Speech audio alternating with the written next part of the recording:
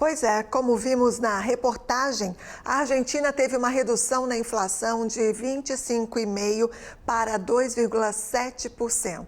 Por lá, muitos cortes, muitas medidas polêmicas para chegar nesse resultado.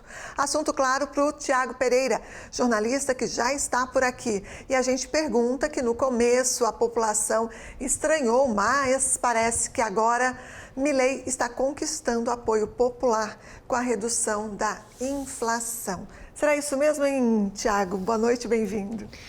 Contra fatos não há argumentos, né? Os números não deixam mentir.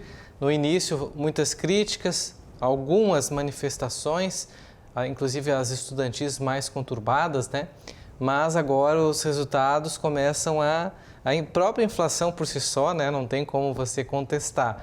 Mas é bem isso, é um processo lento, demorado, né? Principalmente quando se fala em economia.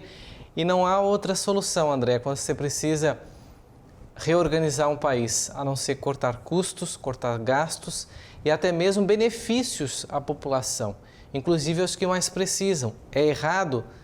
Pode até ser que sim, mas é que chegou num nível tão grande, né, de 100% de inflação, que não há, até mesmo os mais pobres precisaram ser afetados. E é esse o alerta para que não se chegue numa situação como essa.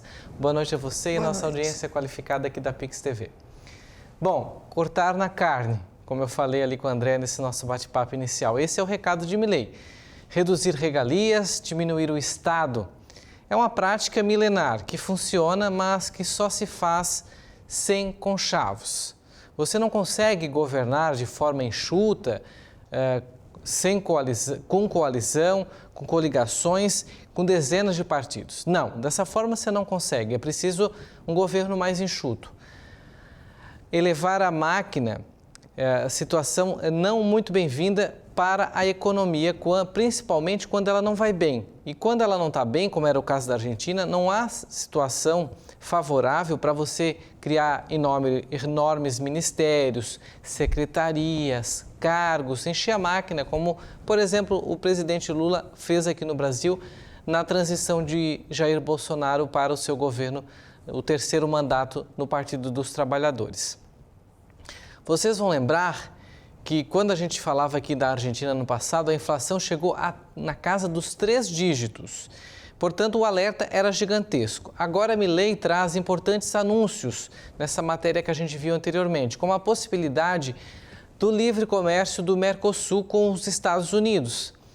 Um feito que é bem possível que vá para frente, né? Dentro do apoio que o próprio Milei tem de Donald Trump, que irá assumir a Casa Branca já em janeiro do ano que vem.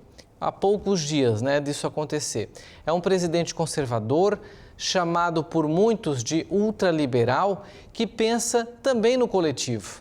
Essa iniciativa do livre comércio fortalece as Américas, que aos poucos, com o fim de governos de esquerda arcaicos, com visão socialista, cresce economicamente frente às demais economias do mundo. Outro ponto positivo que a gente pode trazer aqui é o fortalecimento da opinião pública, que na reportagem até se fala do estranhamento dos críticos.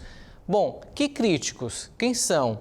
O estranhamento talvez porque a Argentina vem de décadas governadas por governos de esquerda, envolvidos em corrupção, e que talvez os críticos sejam mais dessa ala do que da direita, ou liberais ou conservadores. Talvez por isso a opinião pública não esteja diferente dessa opinião da crítica à Argentina, que muito a gente acredita está ainda com aquele apego, né, do passado de governos do peronismo, né, que perpetuou por muito tempo no governo e que deixou o país, no final do ano passado, com uma inflação de mais de 100%. Você imagina se isso continuasse? Como que estaria a situação econômica da Argentina hoje? Muito diferente, certamente, porque não havia na oposição acordos, práticas ou promessas, né, como a gente fala aqui no Brasil, eleitorais, de cortar na carne, de reduzir custos, de reduzir a máquina pública, para aí sim, com a economia saudável, você iniciar um processo de recuperação e aí voltar a ajudar de forma mais considerável aqueles que mais precisam. A gente falou aqui semana passada, eu até comentei sobre o corte de estudantes. Então hoje eu falei com uma moça que a irmã dela estuda na Argentina de forma gratuita lá, né? E há agora uma redução, principalmente nos benefícios desses estudantes brasileiros ou de outros países da América do Sul que vão estudar medicina, por exemplo, na Argentina. É um dos cursos mais procurados lá, né? Inclusive de outros países aqui da América do Sul também, mas que o governo argentino não consegue mais sustentar da forma como está, porque se ele continuar com essa prática, a inflação vai aumentar. Essa é a conta, não tem outra.